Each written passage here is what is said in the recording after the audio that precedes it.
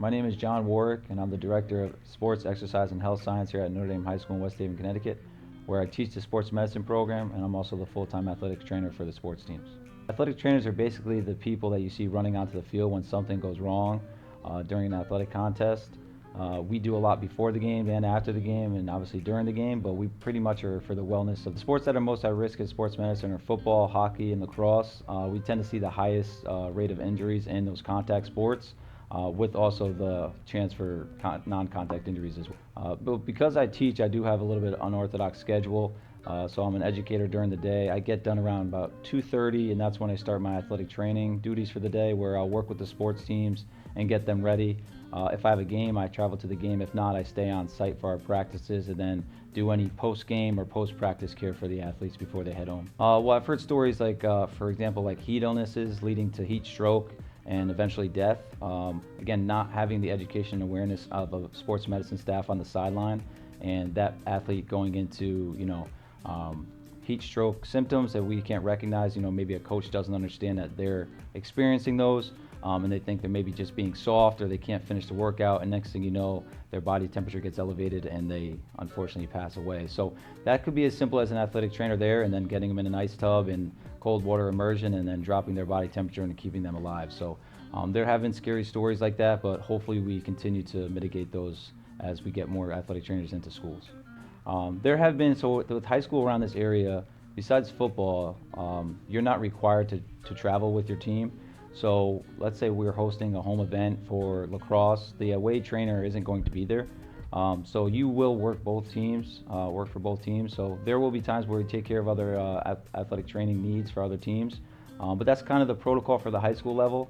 But it does get overwhelming at times when both teams need something. The process has got a little more strict. You need a master's degree, from what I understand now. So instead of just a bachelor's and passing your BOC exam, you do need to finish school and earn a master's degree. So that probably is eliminating the more competition in terms of the numbers that we see.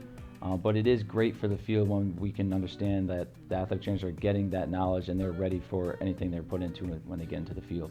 I try to follow as closely as I can in the news of the athletic training world. There definitely is not an athletic trainer at every high school in Connecticut. I would like to see that happen, but for obvious reasons, such as a budget, it is very challenging. But again, to think there's schools without athletic trainers, that they might need to be there for something that could be catastrophic, potentially saving someone's life, is very troubling. I became an athletic trainer because I really like sports. I played sports my whole life, and I liked helping people. Throughout high school, like I would get banged up, I'd get an injury here or there, but nothing too serious. But I worked with my athletic trainer and he helped me, and I was like, this is something that I could potentially go into. And then when I went to King's College for exercise science, that's when I realized athletic training is something I wanted to do for a living. And I graduated with my bachelor's in 2010, and then I got the job here shortly after that.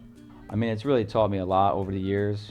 I've been here for 14 years now, and working with the athletes, it really shows me like how to help them, why I need to help them in certain areas. Some athletes require certain things, some athletes don't. So working with the athletes and seeing like who needs what and who doesn't, or how things need to be done.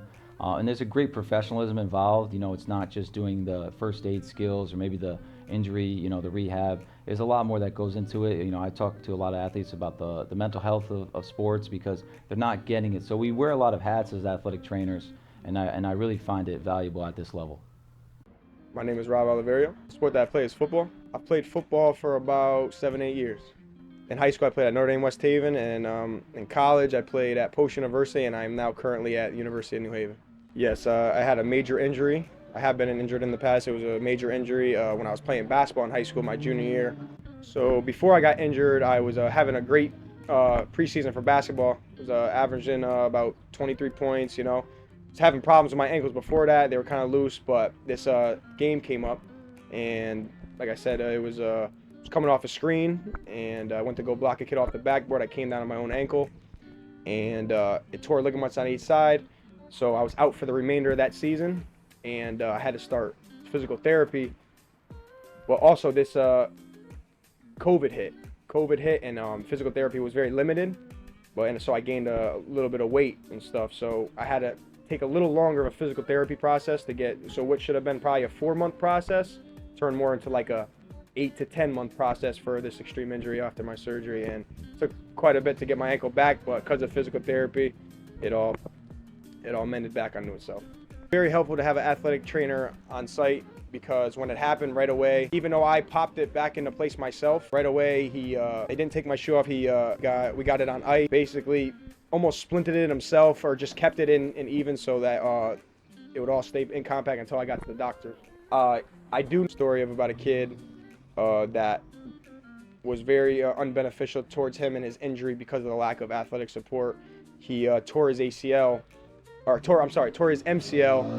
and because there was no athletic trainer, they thought it was just a sprained knee, so they never went to the doctor, and no one ever handled it. Just people around him were saying, "Oh, you'll be okay, just ice it," and he ended up tearing his whole knee, the rest of his knee after that part. So, and that's just because of the lack of an athletic trainer and somebody who's knowledgeable in that field to know and understand that if I can't cut, or if I can't do this, or I should be off this, and you should go get MRI. That story definitely impacts. And I feel like there's stories like that all over the world with the lack of athletic trainers. Being an athlete has taught me discipline, most importantly. Discipline is what you need, when you don't want to do things, but you have to get better, or to, say, finish a game. All that training and, on practice and stuff like that only benefits in the game, and it just makes you a better person, makes you a stronger person in life. It translates to life things, discipline, and just being patient with yourself. It creates patience also, because not everything's going to go your way. Things are going to, especially with injuries, bad things are going to happen.